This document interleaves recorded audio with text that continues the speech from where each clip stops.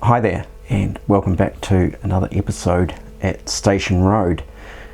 Now today we move into the scenic level of this cutting and doing some weathering and also adding foliage and the like.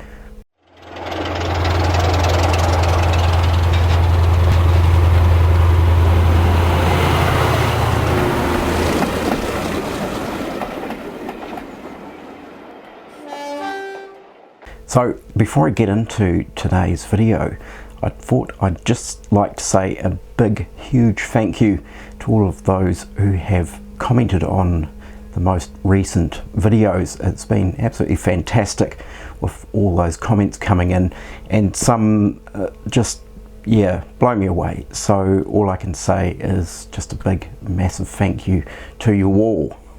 So as I mentioned in the previous video, my thoughts were to go quite heavy on the overgrowth and foliage side of things, but in the end I decided that I didn't want to go too crazy on it. I still wanted to be able to see the majority of the track bed itself, so that there was a clear recognition that the line was still there and existed, although not in use.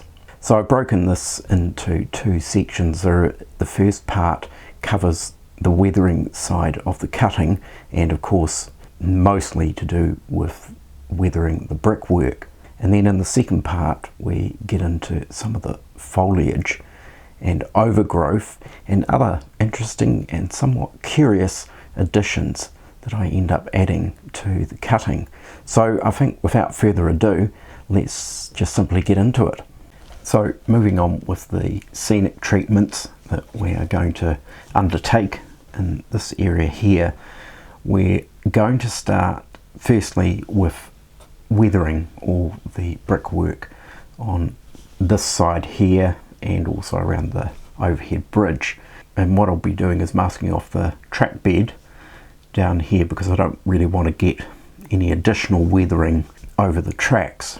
And then once that weathering is complete, then we will start on some of the foliage and overgrowth that will be running along through on the track bed and so forth. Plus also there's going to be a little bit of random growth and things and weeds and so forth poking out of some of the brickwork as well.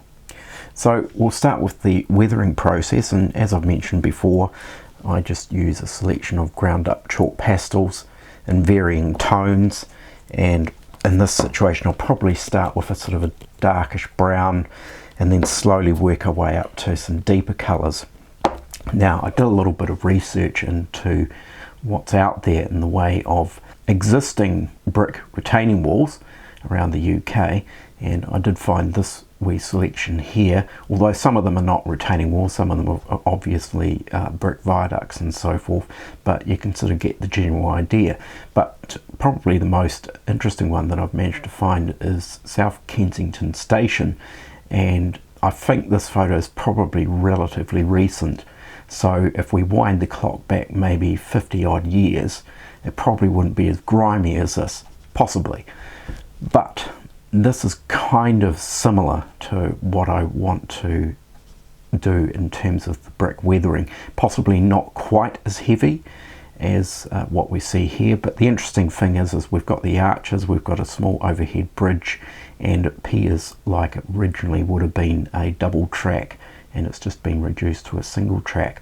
So that's sort of kind of where I'm aiming to, but as I say, not quite as heavy. So let's just get into this and see how the weathering goes. Of course, one important aspect that I needed to actually complete before I could actually begin all this weathering was actually to finish off the remaining little bits of wall.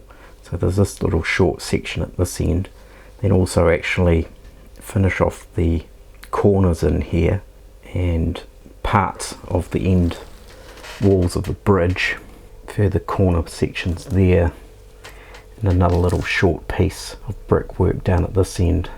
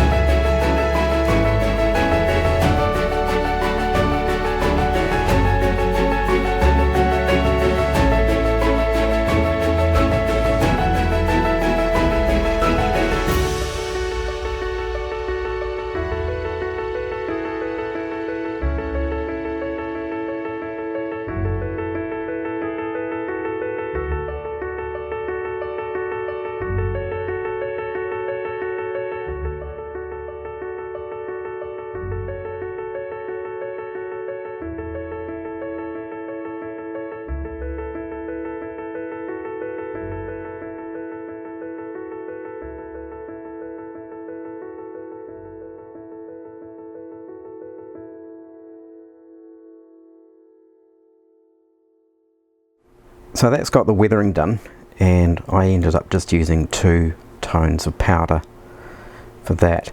And as I mentioned before, I didn't really want to go overboard. It's just basically to grime it up a bit. And then of course adding soot marks for diesel or steam exhausts. So I'm going to go over this whole section now with a clear coat of matte varnish, and we're going to use the Citadel Monotorium varnish, which I also used on the inside of the arch there. So now the fun part begins, adding some scenic materials to the cutting area. So I'll be following a similar process to what many other modelers use, and that is applying base layers of static grass, slowly building that up with longer lengths of static grass, then applying some more clump type foliage, and then also some of this material here, which is Woodland Scenic Briar Patch, but I kind of think it looks a little bit like brambles and that type of thing that you'd often find around railway lines, plus some green bramble type material here as well. So I've done a little bit of testing of various types of static grass to sort of get an idea of tone and length, so I can sort of figure out what might be the best suited grass for the actual cutting. And along with that, I've also been sort of testing out some of the glues as well. So the Mod Podge is quite good because that dries matte, you don't see a glossy finish on it. This is a PVA water mix, so roughly about 4 parts PVA, 1 part water, so it's only just sort of watered down. That works quite well, and that sort of dries more or less matte or satin finish. And then there was this sample of what I probably believe will be World War Scenics basing glue, which came with this static grass applicator, which is branded as Pico, but it's actually made by World War Scenics. And in that pack came this wee sample of glue, and I tried that, and interestingly that dries with a gloss finish, so you end up with this sort of glittery look between your grass blades. So going back to this, I just recently purchased this because I kind of felt what I really actually needed was a precision applicator to get into this cutting and to do more detailed static grass clumps and things like that. I do have my homemade static grass applicator, which is a converted electric fly swat, and that works really well, but as you can see, it has quite a large reservoir at the end of it, and it's really only useful for doing large areas of static grass, so it would be quite tricky to try and get this in around all the areas in the cutting. So I think with all of this at hand, it's a case of getting into this and just seeing how this works out.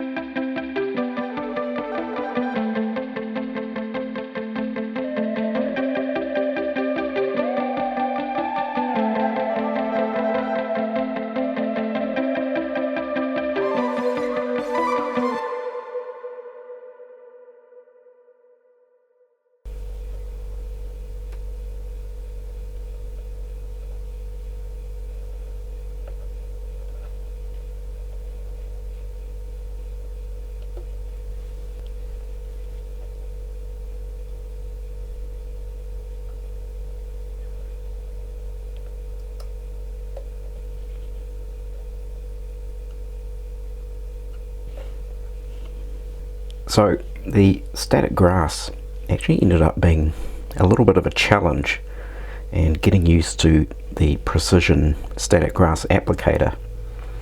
And the interesting thing is the Pico static grass applicator, which is made by World War Scenics, with the Pico static grass actually in the applicator, which is also made by World War Scenics, was in fact actually the worst of the grass to try and apply. The problem with the Pico static grass is it clumped too easily, and I've found that if you filled up the reservoir in the precision applicator too much, it essentially blocked the applicator and you couldn't actually get the grass out of it. So I've since sort of worked out that the applicator, you can really only have it half full, which means refilling the applicator quite a considerable amount. And I found that the Woodland Scenics and Knock static grass materials worked a lot better than the actual Pico static grass. The other interesting thing about the Pico static grass, and it was the 4mm straw grass that I used, and this was the grass that wasn't working very well. Of all the static grasses, it was the most shiny and sparkly of the lot, which also actually sort of end up really not looking that overly realistic.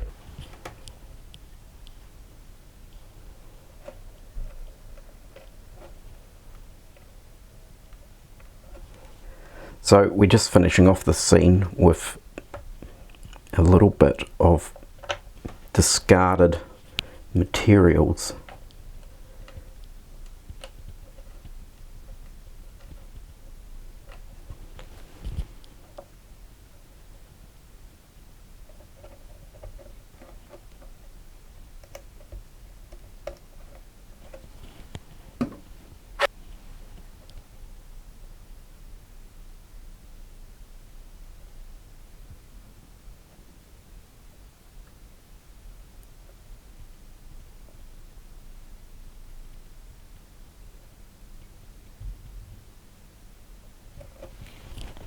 So we've got an old stove that's been tipped over the edge. It's lost some of its legs on it, and so somebody has decided that it's easier just to throw it over the edge. We've got some 40-gallon drums, some old wooden pallets, an old rubbish tin,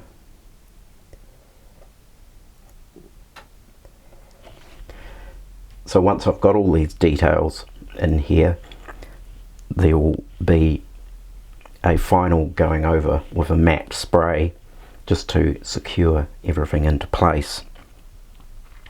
On top of that, there will be a bit of a dusting of some earth. So I've got just simple, really fine dusty earth out of the garden into a homemade shaker. Of course, you could probably use a pepper shaker actually for this type of thing, and that will be shaken over here, and then that will be sealed in. And we also have in here a selection of finely ground up autumn dry leaves in here as well. So that is what we're going to also sprinkle in various areas. So we're just about there with all the scenic additions to the cutting.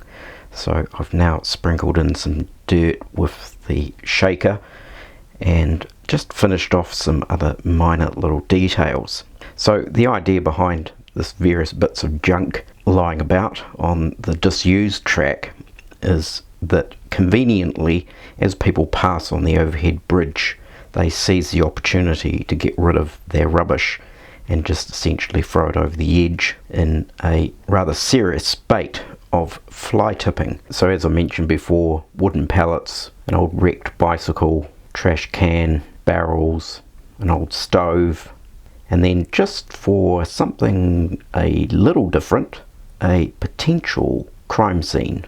Now I'm going to make this an active crime scene and include police and some barriers and things, but I've yet to make those components and also need to purchase some police officers. So down in this corner, more wooden pallets, and a broken lawnmower.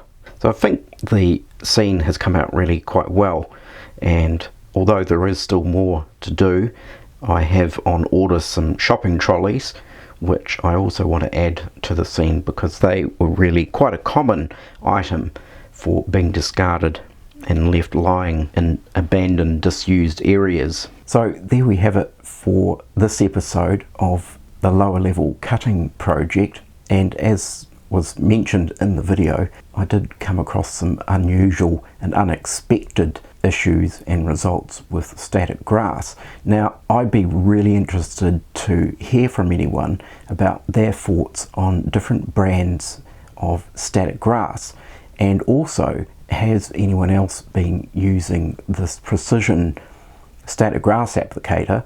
Does anyone else have any issues with this particular applicator? Because it is not a cheap applicator. There's a reasonable amount of investment in these items, and when you pay what you pay for them, you kind of expect them to work. And I think probably one of the most peculiar aspects was when I bought the Pico precision static grass applicator, I also bought a small bag of Pico static grass on the assumption that maybe it would work the best, being of the same brand. Of course, both also manufactured by World War Scenics. And I found that even if I broke up the little fibers that mat themselves into little balls inside the bag, even if I split them up and break it up until it's nice and fluffy, and then gently fill half the reservoir with these dematted fibers, as soon as I actually start using the applicator, the fibers roll themselves back into a ball again inside the applicator.